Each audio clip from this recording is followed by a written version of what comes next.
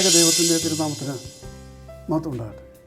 കർത്താൽ പ്രിയ സഹോദരങ്ങളെ, word to word ടെലിവിഷൻ്റെ ആഭിമുഖ്യത്തിൽ നടത്തപ്പെടുന്ന ബൈബിൾ ക്രൗൺ പ്രതിദിന പ്രശ്നോത്തരിയിലേക്ക് നിങ്ങളെ എല്ലാവരെയും കർത്തൃനാമത്തിൽ സ്വാഗതം ചെയ്യുന്നു. നമ്മുടെ ഇന്നലത്തെ ചോദ്യം ഇംഗ്ലീഷ് ബൈബിളിലെ മധ്യവാക്യം ഏത് എന്നായിരുന്നു. ഉത്തരം സങ്കീർത്തനം 118 8-ാം വാക്യം.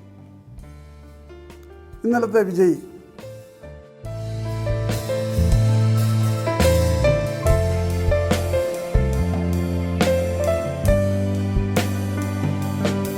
ഇന്നത്തെ ചോദ്യം, ശീതവാനും ഉഷ്ണവാനും അല്ലാത്തവരെ എന്തു ചെയ്യണമെന്നാണ് ഉയർത്തെഴുന്നേറ്റ കർത്താവ് പറയുന്നത്? ചോദ്യം ഞാൻ ആവർത്തിക്കുന്നു.